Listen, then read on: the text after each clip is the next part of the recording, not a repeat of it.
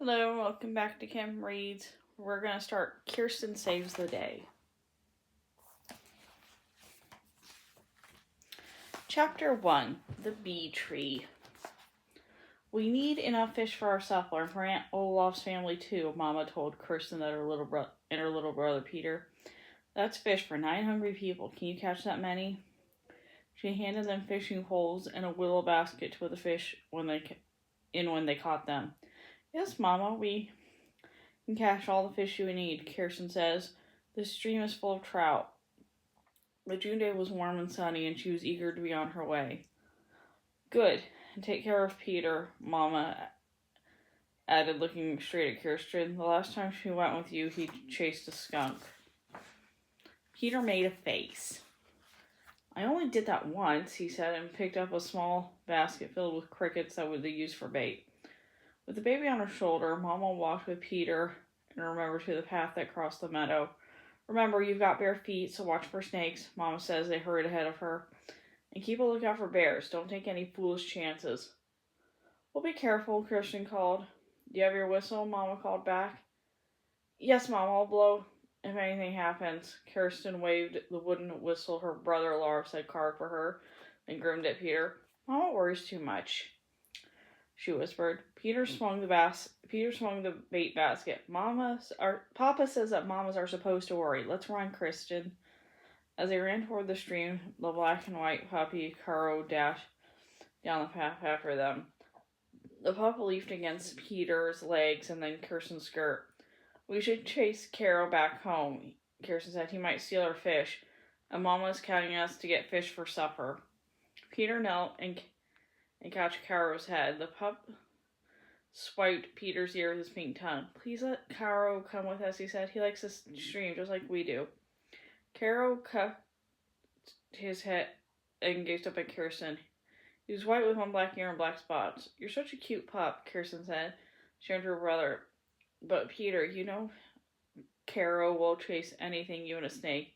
If he comes with us, you'll have to look after him. Can you take care of him and fish too? I'll take care of him, Peter said, I promise. So Caro tagged along. His white tail waved like a goose feather as he bounded through the grass, chasing blackbirds. At the stream, Peter rolled up his pants. Kirsten tucked her skirts in the waistband of her apron and turned the bottoms of her pantalettes. Caro splashed in the water to lap up a drink. Peter, call Caro, Kirsten said. He'll scare away the fish. Peter whistled, and the pup jumped into the bank and shook off the shower of drops. See? He's a good puppy, Peter said. He reminds me, and I won't let him cause trouble. He handed Kirsten a cricket to bait her hook. Kirsten waded slowly in the stream until the cool water came to her knees. The pebbles under her feet were soft with moss, and a tiny fish tickled her ankles. She shivered with pleasure as she dropped her line into her water. She was glad the heavy work of spring cleaning and planting was over. Now, after school and on free days, there was happier work to do. Like fishing. She thought there must be more trout there in Minnesota than anywhere else in the world. Peter baited his hook and followed Kirsten. Sweat ran from his yellow hair down to his sunburned cheeks. I wish we could swim instead of fish, he said. Don't you wish we could go swimming, Kirsten? I'd rather go fishing every single day, Kirsten says. She squinted at Peter in the hot sun. Sweat ran down her forehead. I wish I had a straw hat like the ones Elizabeth and Anna wear. Sunbonnet's too warm. She loosened the sunbonnet ties under their chin, but still the damp cotton cloth clung to her head. Peter's willow dipped. I've got a bite, he cried. He pulled in a trout and held it for Kirsten to see. The trout was dark green with orange and blue markings. Kirsten thought it was beautiful. It's too small to keep, though. It's the only one we've caught, and we need lots and lots for dinner, Peter said. Pop says to throw the little ones back and watch them grow, Kirsten reminded him. We'll catch bigger fish if we go upstream. Peter tossed the fish back into the clear water, and they took their baskets and poles and waded upstream. Caro followed on the bank, sniffing at deer tracks. Sure enough, the quiet pool was full of trout. It seemed that every time Kirsten or Peter dropped in line, they caught one. Soon their basket was filled with fish. Suddenly, the quiet was broken by Caro's shrill yells of pain. "What happened to Caro?" Kirsten asked. The pup dashed from the woods. He trembled all over, his tail between his legs, still howling. He skidded to a stop on the bank and scuffed at his nose with both paws. Kirsten and Peter splashed to Caro. Peter dropped his pole and gathered the frightened pup. "Kirsten, look at his nose. He's been stung by a bee. Poor Caro. Let's hold him tightly, Peter."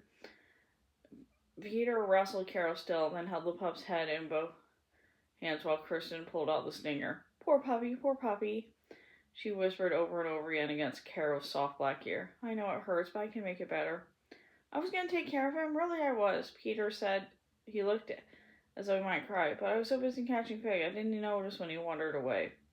"Don't worry, Caro will get over the sting," Kirsten said. She scratched the pup's chest as he licked his nose.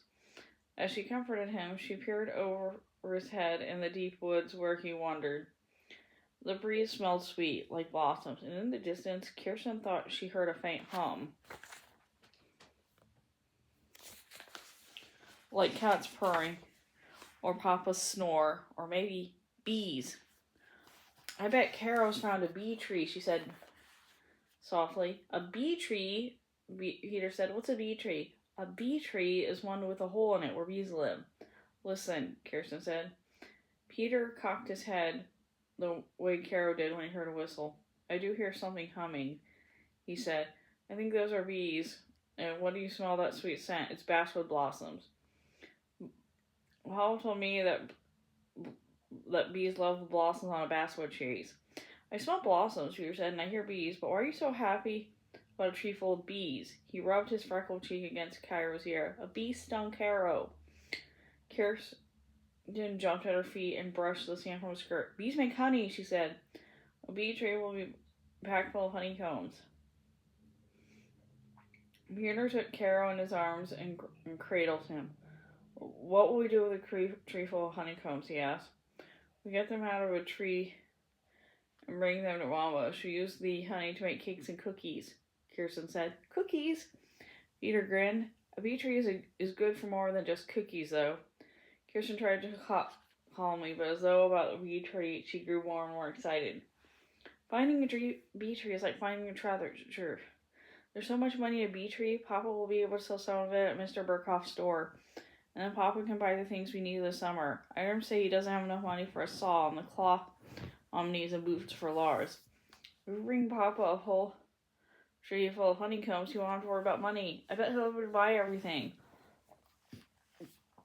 Now, Peter was on his feet. "Everything we need. Then let's get the honey, Kirsten."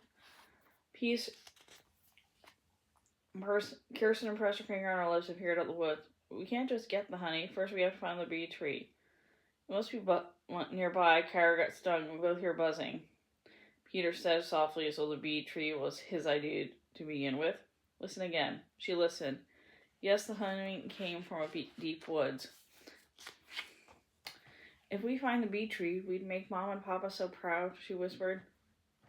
"Let's go for the bee tree." Peter's blue eyes were wide with excitement. Kirsten rolled down the hems of her pantalettes and untucked her skirt. "We can't go to look. One of us has to stay here with Caro. Won't get along and get stung again. You said you take care of him." Peter's mouth turned upside down as he petted the shivering pup. "If you find a bee tree, you might get stung too. Mama told us to be careful." "Well, I'll be careful. I'm just going to look. Wait here for me, and don't let anything else happen to Caro." Kirsten turned to the shadowy woods. She ran a little way, and then she walked. Every 2 steps, she paused and stood very still and listened. At first, the hum of the bee trees was fainter. She turned around and went the other way. Now the hum was louder, and the scent of blossoms was stronger. She stopped again. Yes, buzzing and a sweet smell came from there. She made her way slowly down the hillside through the thorny raspberry bramble. At the time, bottom of the hill was sunny, cleared circle, wiring a tree. Across the clearing stood a basswood tree, its cream-colored blossoms loud with leaves. As Kirsten kept closer, she watched. A line of bees flew back and forth between the blossoms and a dead tree nearby. "The bee tree," she said. She could hardly believe her luck. The bee tree had a tall trunk with a jagged top.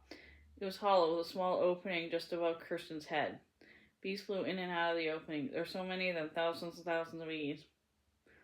They must be filling the whole tree with their honey.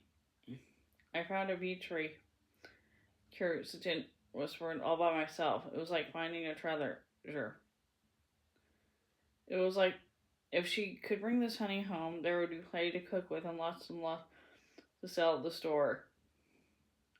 Papa would buy the blade he needed, and Mama would get cloth to make new clothes, and Lars wouldn't have to go barefoot when he worked with the men."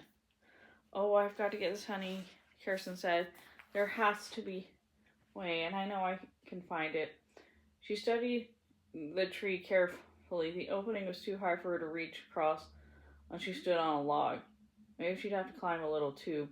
She saw the deep gashes scarred the trunk below the opening. Someone else had to climb the tree already. Someone else was after her honey.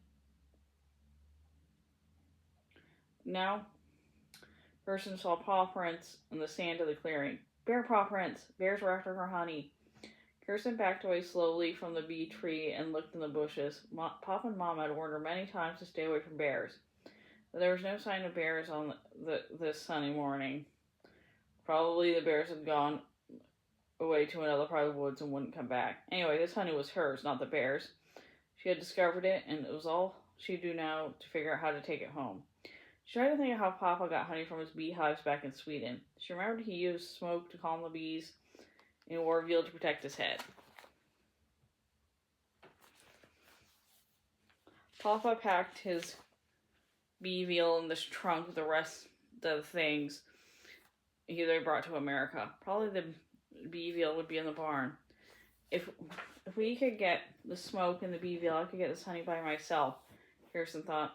With a sharp stone, she scratched the decay on a birch tree of the clearing. Under an initial, she wrote bee tree.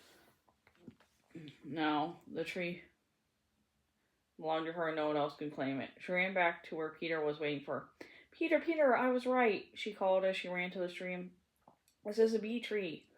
Peter sat cross-legged with a pup on his lap, a frog toppling the water as Kirsten scooted onto the bank beside him. "Are you sure it's a bee tree?" he said. "Of course I'm sure. It's a hollow tree packed full of bees. Oh, Peter, it's so big there must be gallons of honey. Enough honey for cooking and trading. We could get the honey, we could take it home, we could get stung like Cairo or worse," Peter said. He frowned up at Kirsten. "And we full of bees were asking for trouble." "Oh, let's ask Papa about the tree. He can get the honey." No, I can get it myself. I found the bee tree myself, didn't I?" She shoved her hands into her waist the way Mama did when she wanted strict attention. "Peter, are you afraid?" Peter looked down at Caro. "I'm a little bit afraid," he said, "and I bet you are too." "I'm not afraid. I'm braver than you are," Kirsten boasted. "Mama says that sometimes brave is another word for foolish." Kirsten grabbed his shoulders. "Listen, I'm not a bit foolish. I know I can get that honey. If you don't want to help me, at least promise to keep the secret while I make a plan." She looked right into his blue eyes. "If you won't tell me about the bee tree, I won't say you didn't take care of Caro." Peter squinched up his mouth, but after a moment he nodded. "Say yes loud if you promise," Kirsten insisted. "Yes," he said. "Good. Oh, Peter, everyone's going to be so proud of me."